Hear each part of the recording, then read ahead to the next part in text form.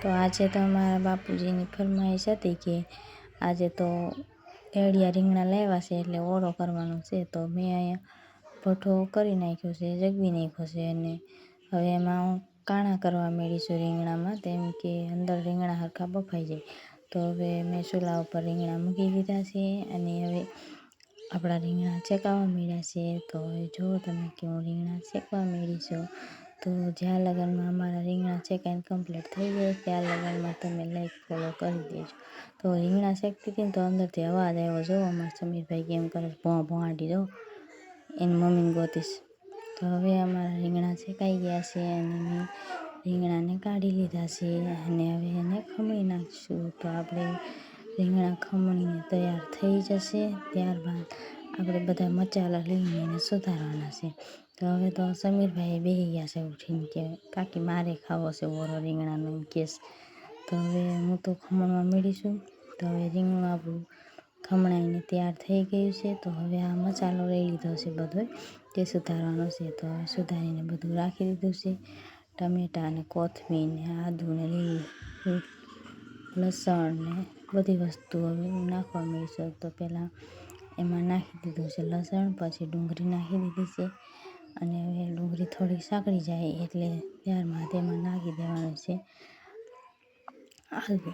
આદુ નખાઈ જાય તો લીલી હળદર નાખી દેવાની છે. તો હવે લીલી હળદરને આદુને થોડું સાંકળી ચેકી લેશું, પછી એમાં નાખી દેવાના છે આપણે ટમેટાં. તો હવે ટમેટાને નાખીને થોડું હલાવી નાખશું અને જ્યાં લગનમાં આપણા ટમેટાને સડી જાય તો એમાંથી થોડી કોથમરી નાખી અને ત્યારબાદ એને હલાવીને બધા મસાલા નાખી દેવાના છે. તો નમક અને હળદર અને ગરમ મસાલો અને ચટણી અને થોડો જીરાનો ભૂકો નાખી દેવાનો છે.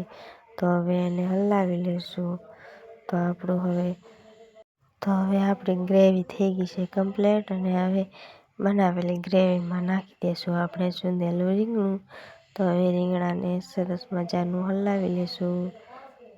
તો હવે રીંગણું થોડીક વાર સડી જાય ત્યાં લગન આપણે એને હલાવીશું. પછી હલાવી અને પછી આપણે એને નીચે ઉતારી અને કોથમરી નાખીને કમ્પ્લીટ કરી નાખવાનું છે. તો હવે એમાં મૂકી દીધો છે તીંગારો અને માથે નાખી દીધું છે તેલ, કેમ કે તુજવાળો ઓળો કરવાનો હોય. તો હવે તુજવાળીઓ ઓળો કરી નાખ્યો છે અને હવે મારો ઓળો થઈ ગયો છે અને બેસી ગયા છે જમવા.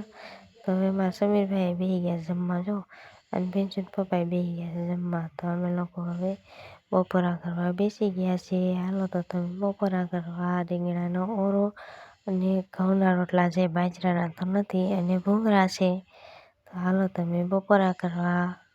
તો હવે અમે બપોરા કરી લઈ ત્યાર લગનમાં તમે લાઈક ફોલો કરી દેજો અને